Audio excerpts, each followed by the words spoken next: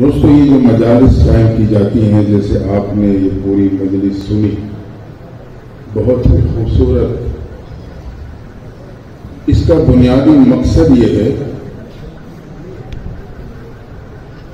کہ پیغمبر علیہ السلام کے ساتھ ہمارے اور آپ کی محبت کامل ہو جائے، محبوب کی شان، محبوب کا مقام، کہ بحیثیت امتی کے پیغمبر علیہ السلام کے ساتھ ہمارے اور آپ کی محبت یہ کامل ہو جائے۔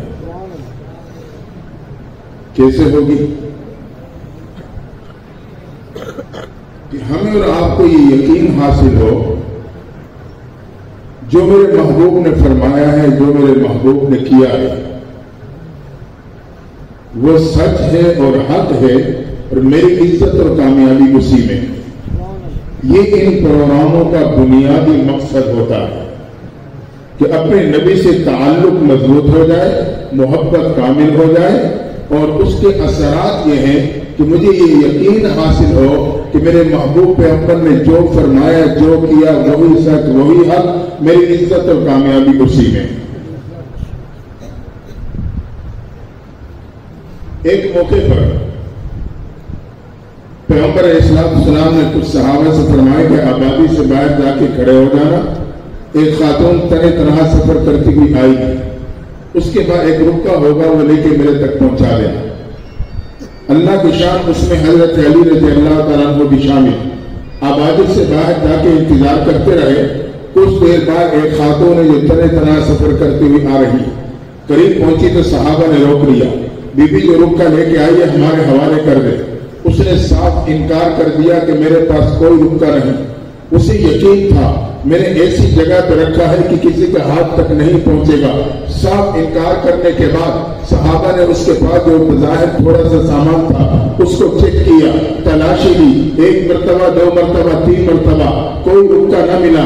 جو ظاہری نظر دیکھ رہی تھی، عقل اس کا ساتھ دینے لگی کہ واقعی اس کے پاس رکا نہیں۔ حضرت علی رضی اللہ تعالیٰ عنہ نے اپنے ساتھیوں کی کیفیات کو محسوس کرتے ہوئے فرمایا کہ دیکھو میری نظر کچھ دیکھے، میری عقل کچھ سوچے کہ اس کے پاس رکا نہیں، لیکن جب میرے نبی نے فرما دیا کہ اس کے پاس رکا ہے تو یقیناً موجود ہے۔ یہ کہنے کے بعد حضرت علی نے عورت کو دھمکایا۔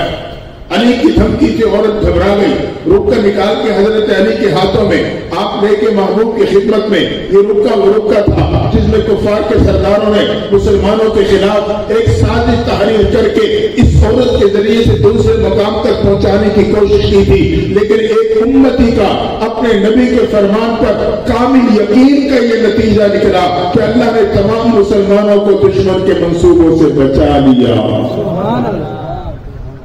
اس کا بنیادی مقصد یہی ہے، ہمیں اپنے نبی کے فرمان پہ کامل یقین حاصل ہو جائے، میری عزت اور کامیابی ہے تو اسی راستے میں۔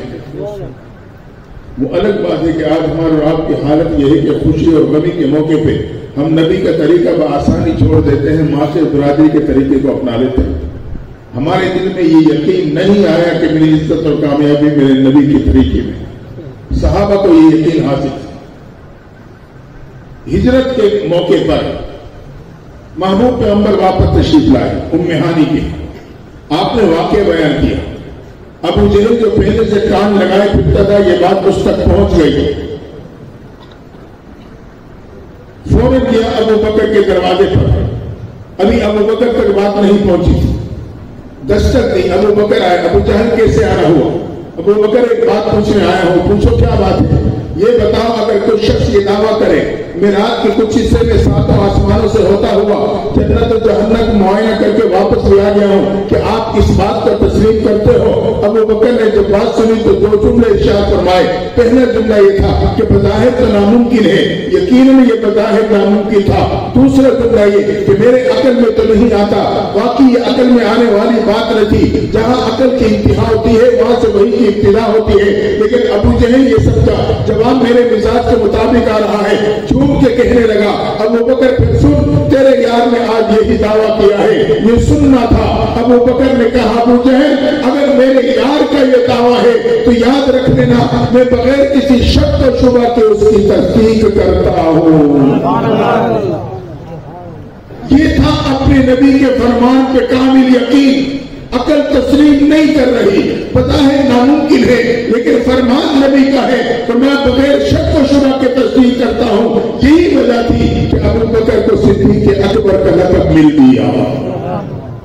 ان پروگراموں کا بنیادی مقصد یہ ہے، اگر کسی درجے میں مجھے مقصد حاصل ہو رہا ہے تو یقیناً میری شرکت اللہ کے ہاں قبول ہے، اور اگر اس سے ہٹ کے کانوں کی چاچی پوری کر کے اٹھ کے جائیں گے تو فائدہ نہیں ہوگا.